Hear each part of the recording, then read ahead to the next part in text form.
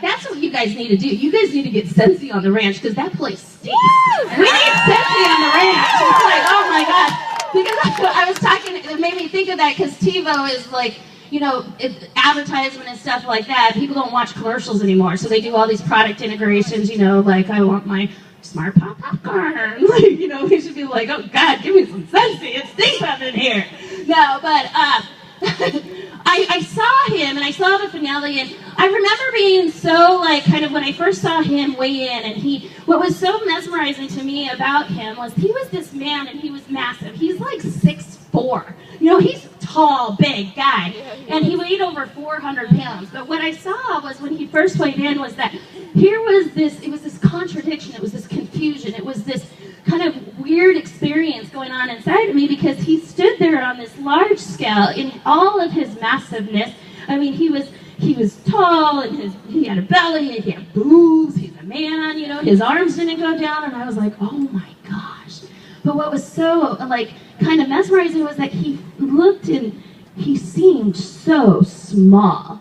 I'm like, how can a man this large feel so small to me? Because he stood there and he barely peered up. It was like he was embarrassed, he was ashamed, life had taken its toll, and he started to believe all that he felt. And I realized as I was sitting there, I was happened to be in my mom's bedroom on the edge of her bed, unimportant details. However, I was sitting there on the edge of the bed, and I'm looking at this experience of this guy, and I realized that I'm projecting on him.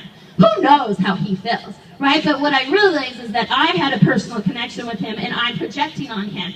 And I saw that, in that it's like, oh my gosh, I was like, and then I started to say, oh my God, I could never do that. Good for him, that takes a lot of courage to be judged. All the people that you went to high school with, you know what I'm talking about, or whatever. And anyways, I watched, and I ended up staying there for the whole finale, and it was about an hour and 45 minutes in, and I witnessed what I believed to be impossible.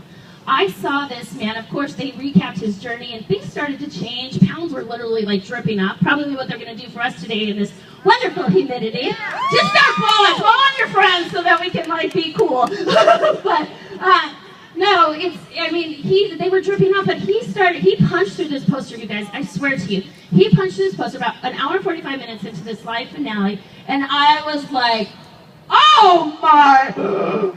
I thought they were doing some kind of Chris Angel was there, there's some kind of magic going on. There was no way this was the same guy.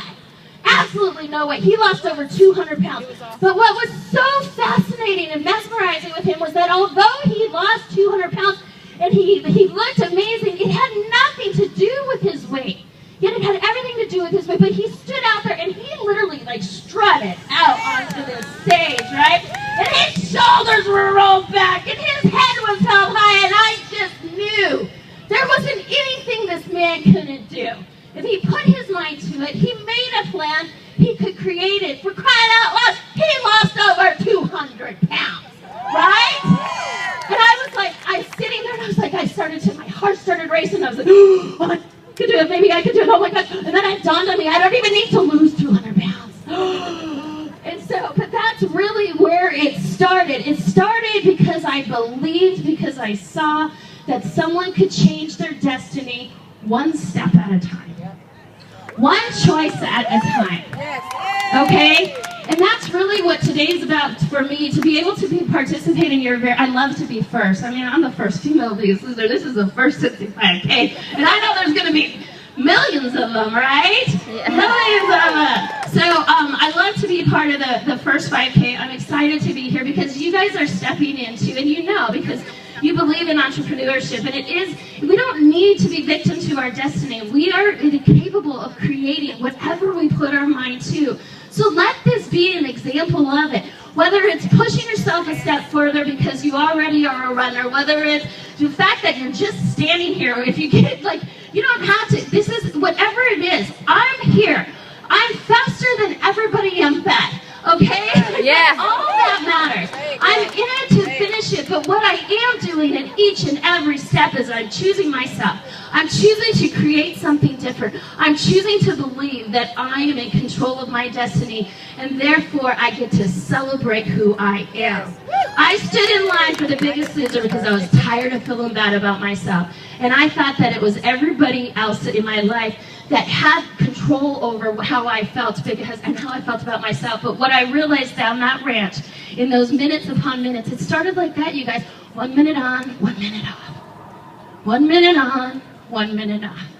It was the longest minute of my life, followed by the shortest minute of my life. I was like, when in the heck did minutes not become equal? You know, but it was. I mean, it was hard in the beginning, and it may feel hard in the beginning, and anything that we do that we want that's big enough and worthy enough of your commitment, it's gonna be uncomfortable. But thank God you're uncomfortable, because being comfortable creates complacency. Complacency creates finding yourself in a position you never thought possible, because it is not who you are. You are active. You are here to create something. And when I was on that ranch and I realized that nobody was holding me back but one person, me, I was like, for crying out loud. It sucked. There's nobody to blame except for me.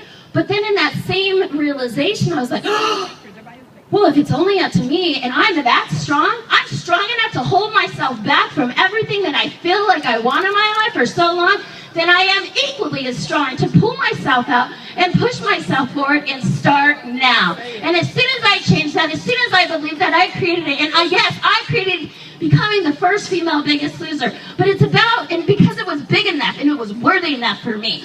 I don't know what your guys' levels are in your Scentsy, but you guys don't just want to make it so you pay for your own Scentsy. It's not worth doing if it's not worth doing well. You know what I mean? Give it your best, honestly, and have this program represent that you, and be an example of, not only are you taking on yourself, you're being an example for your family, you're being an example for your community, that you can create your destiny, and that you can create anything you want. And we want to have liberty. It's all about having liberty so that we can have more time to celebrate. So I'm really excited to be here to celebrate with you guys. I'm so proud of your committed program. You guys stay committed. It's about belief, but you must believe that it's possible. You have to believe, and therefore you will create, and therefore you will celebrate. And before you know it, you guys are going to be exactly where you want in every level. It's all about balance. You can't be one without the other. So let's figure this out one step at a time. I'm going to be there in about an hour and a half, maybe. The finish line. Don't judge me. You don't get to judge me, because guess what? This is going to be maybe a little bit hard to hear. Your opinion of me does not matter. Yes. I hope it's good, because I'm a good, kind person. But you know what? If I allow your opinion of me to direct my life, then I am a victim to what you believe is possible. I know that I can create anything that I want. You must choose you. Yes. Showing up today, you choose you. Signing up for Scentsy, you choose you. You are creating your destiny. Let this 5K remind you of that, and figure out and plan for where you want to go. Thank you very much. All right, let's give it up for Allie. All right, so super excited. Are you guys ready to live the big life like her? Nice. Okay, so we've got a favor to ask of you. We've got a little photo that's going to happen. This little helicopter is going to fly up in the air, and we're going to take a photo. Okay, Rusty, where's Rusty? There he is. Yeah, I'm serious. So everybody, look at the helicopter.